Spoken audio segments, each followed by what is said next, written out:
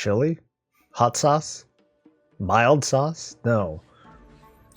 80? Oh, shit, I'm missing a light. I'm missing a light. Son of a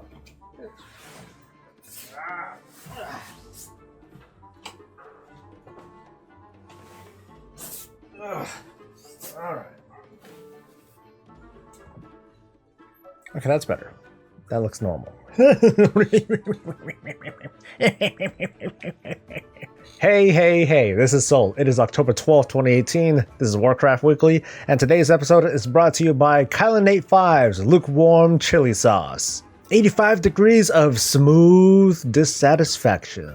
Unless you're allergic to like chili, and if it's like too hot and you just want to have a nice flavor, but you can't really handle the heat, then yeah, okay. Bob is over in Uldir, the former prison of Gahum, the kind of sort of old god, but now it's his tomb because he's dead. Yes, I am looking for something special.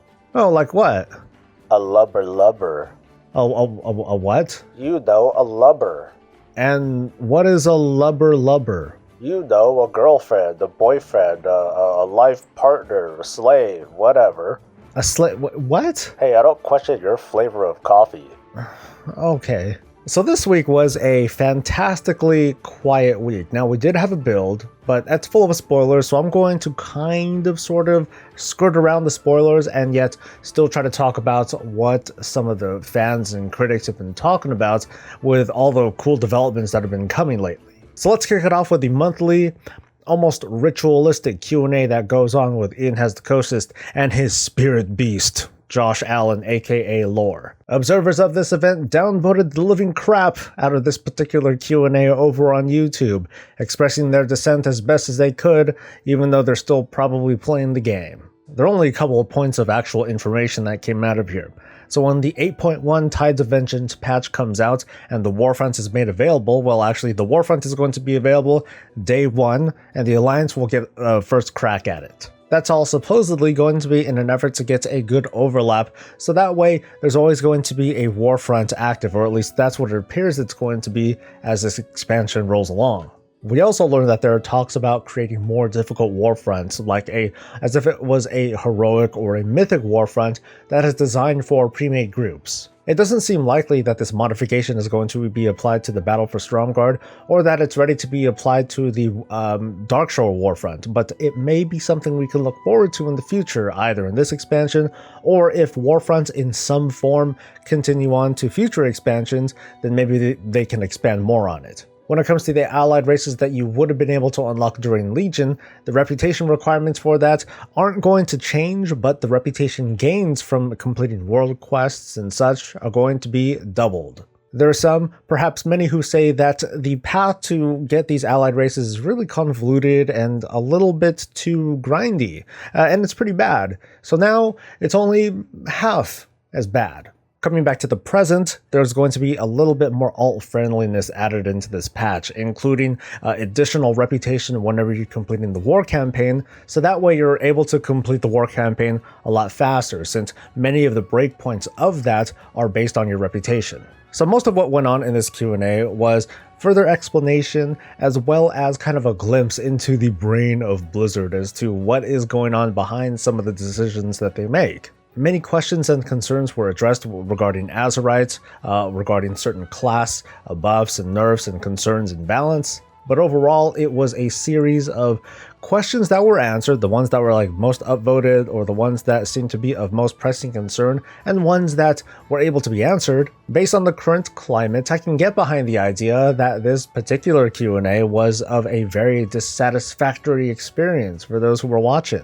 I can definitely understand why, but I also question just what are the expectations that we as fans and critics and commentators have when it comes to these Q&As. Many of the questions that are asked, especially towards the front, are ones that come from forums or Twitter, and one of the big things that filters out these questions is whether or not it's full of snark and cussing and foul language and negative assertions. And yet, despite some of the popularity of these questions, we know that there's only about an hour or so that they dedicate to these Q&As, which I should point out, the AMA that was done a couple weeks ago, that was really long. Ian was going at it for a while. I'm sure that part of what makes it worse is that when Ian is answering some of these questions, or actually most of these questions, he says, he'll say a yes or a no, or maybe a non-answer, but regardless of what the actual answer is, he'll also try to give some context as to why. What is Blizzard thinking when it comes to these kinds of decisions that they make, or why is it that they're being why they're keeping the actual answers very close to the chest? And it's usually because they don't have something yet. What I find interesting is that the most fervent, the most emotional, the most angry of the critics of the World of Warcraft, and Ian himself personally, is that that's not what those people want to hear. They don't want to understand the design philosophy because they just don't like the person. And this is without knowing 100% whether or not this is something that was even Ian's idea, or if he is simply the person up front that you can see on screen who represents this design philosophy. The fiercest critics want Ian's head on a freaking platter. They want the expansion or like entire systems to be pulled regardless of the damage or the delays that happen because of it. Now don't get me wrong, I'm not here to defend Ian. He's a big boy, and like I had said earlier, it's not like we know for sure Ian had said, yes, we're going to make Azerite armor and this is how the system is going to go, and you guys have nothing to say about it, and boom, like there we go. He merely represents those things that these people, perhaps you at home or on the toilet, do not like about the game currently. But he also, in a way, represents all the things that you might have enjoyed about it too, because he takes all that responsibility. So I admit that the Q&As sometimes bum me out, not because the answers might be dissatisfactory, but because there's so many people that disagree with it, not just because they disagree with it, but because they don't even want to so much as listen to what is behind some of these design decisions that Blizzard makes, which is exactly what they're trying to express. They're trying to reach out and help us understand what's going on. The critics, though, just want to get that moment of happiness, and they want to hear what they want to hear. And if they don't, then they get upset. I'm going to talk about that just a little bit more later, but first, let's talk about BlizzCon really quick and talk about some of the pre-sale stuff that's going on. A large number of items are on pre-sale now, so those of you folks who own the virtual ticket or are going to be going to BlizzCon and got a digital code for free, you can go over to the Blizzard Gear Store, take a look at some of these BlizzCon previews, and start buying stuff now. Some of this stuff's alright, a couple shirts, a mouse pad, some cool little figures and all that I definitely don't have the place for. I mean, like the stuff is, oh my god, Legos. Damn, that totally blows the old Mega Bloks Warcraft stuff out of the water. See, this is what happens when you really make it. You know you made it when you can franchise your stuff out with Lego. The annual Running of the Gnomes, which is an event to help promote breast cancer awareness, is going on tomorrow, October 13th. This grassroots event is going to take place on the Scarlet Crusade server over on the US region, and it starts at 4 o'clock Pacific time. You can check out the Facebook page for details below. But at the same time, there's going to be an entire micro holiday that's going to celebrate this event as well, regardless of what kind of faction or character you represent. And it's going to go on, well, just double check your calendar and that'll tell you where to go. As usual, we had a PTR build this week. Here's some highlights. At long last, Lorthamar Theron gets his own unique model, and from the looks of it, he is the Blood Elf God. I mean, look at him. He exudes brilliance. Even his hair is like fully erect. Yeah. We just have a small glimpse of the Warfront cloth armor sets that's for Night Elves, and yeah. Yeah. Hey, check it out again, everyone. It's the God of the Blood Elves. There's also another scenario involving Saurfang and the events that happened after his capture after the battle for Lordaeron. I found this to be a very interesting scenario in the way that it polarizes players who are either big fans or big critics of Saurfang and Sylvanas and the Alliance and this whole freaking war of this whole battle for Azeroth premise itself. Once again, I am not going to get into spoilers, but I did want to point out a certain number of comments from the video that I did that covered this, and it's about a hunter that you discover, a human hunter that you discover, and his dogs. Let me roll the clip. and then you kind of get caught. The dogs that are with this hunter happen to catch your partner's scent, and then you run into an awkward moment where I myself am like, I don't want to kill dogs, dude. But then you just kill the hunter and the dogs run away, and I was like, okay, cool, I'm not morally bankrupt. So as many of you know, I talk from the hip, but I did intend to say what I said. I'm not going to take that back. I find the comments and the critiques of me saying this to be pretty interesting, that it's like, oh yeah, you're willing to kill a human and you're willing to burn a tree down, but no way, you're not going to kill in-game dogs. That would be morally wrong for you, Mr. Horde Cuck person. So here's where I take this, I don't even know if I can call this a character of mine. You know, here's where I take my persona, or here's where I just separate myself as a simple player of a video game to, you know, to whatever it is that people are trying to talk about. It's like, this is just a game, right? You know, I'm not actually trapped in this box, or am I? Oh crap. So let me at least clarify a couple of things while I address the audacity of these comments. I mean, for one, the events that happened after the War of Thorns, the burning of Teldrassil, those are things that happen entirely outside of my agency. I can't do a damn thing about it. No matter what I do, the tree is going to burn down, okay? It's simply a cutscene that plays. When it comes to the on-the-boots, player-controlled scenarios as to what I feel like doing, I can choose to wipe everyone out if I feel like. I can choose to run away and see if I can possibly range that hunter out. I could run into this kind of situation elsewhere. One place that comes to mind is, I think, the slave pens, where there are certain slave masters, and I can kill everyone, including the captured Draenei, or I could just take out the main person, and then all of a sudden those other little Draenei slave people run off. It's nothing new. But this does go into the characters that we as players want to play when we are in the world of Warcraft. Many of us would love to have a little bit more sandboxy of a feel, where we can choose to do the immoral thing or the morally questionable thing, or to not. We can try to take the high road. So while the character I play, a member of the Horde, is complicit in, you know, some of the atrocities such as the burning of the tree and some of the killing, the friendly fire that went on during the Battle for Lordaeron, I did have at least enough agency to decide whether or not I would go out with a plague spreader and just spread all that green crap all over the place, or if I wanted to just spend my time trying to save those troops that were there. This isn't really a spoiler, but towards the end of the Saurfang scenario, there is a prompt that allows us to start a final encounter. And I do think that there should be a little bit more choice in that end as well. I'm trying not to spoil things, but I get it if this is sort of sailing over your head. But like I said, towards the end of the scenario, you simply choose to fight.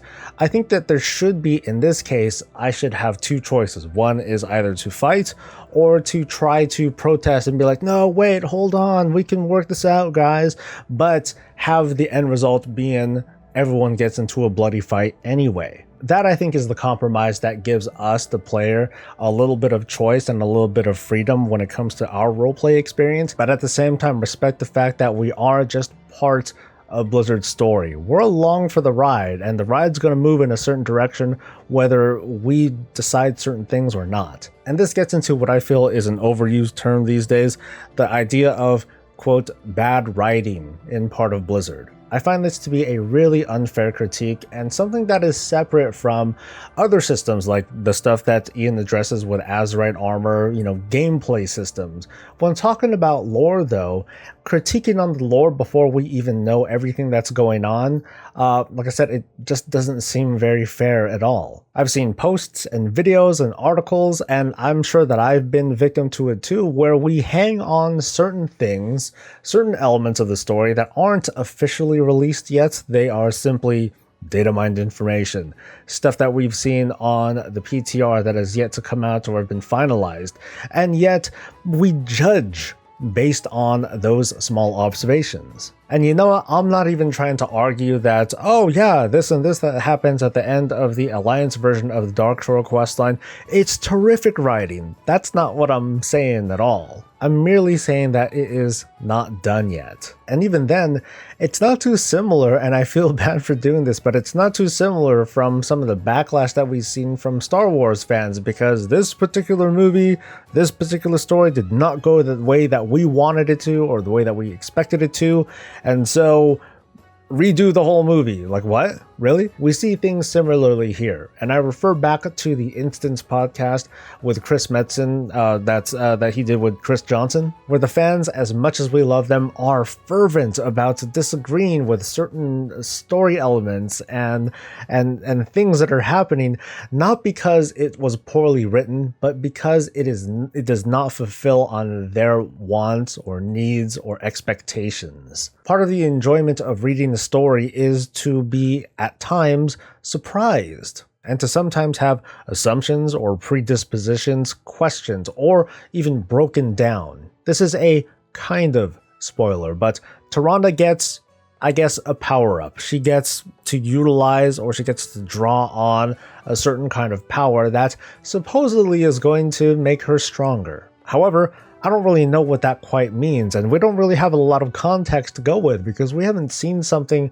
like this, at least not at this level. I think that many of us look at these iconic characters and we see certain things that help define their relative strength or power, like whether or not they defeated certain enemies or the level that we see them at. We do it with our own player characters too. It's like, man, we've been fighting titans and then all of a sudden we're killing boars again. Shouldn't I just be able to kill a boar by looking at it? This is Warcraft, not freaking Dragon Ball or Dynasty Warriors. I don't expect Nathanos to throw a fist at Tyrande and then she catches it and then flings him into the air or something. The expectation that I have is that once the story is done and written and playable in-game on live servers, then if it sucks, then I'll happily talk smack about it. But before that, I don't think it's a good idea to hang on to or nitpick on certain movements or ticks or lines of text that are there or not there,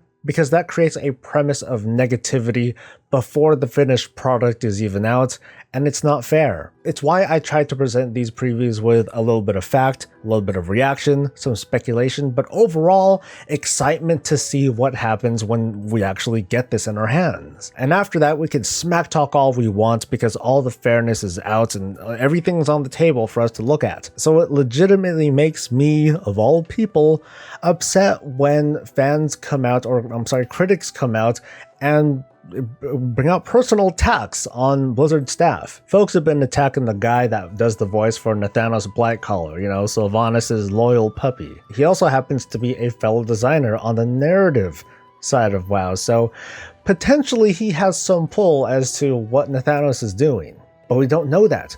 Of course, we do have a bunch of tweets and whatnot of him gushing over himself being Nathanos and, going gaga over Sylvanas and all that. And those are they're pretty cringeworthy and they're pretty obvious looking. But at the same time, that's like fandom taken to 11. And to be honest, I'm a little bit jealous.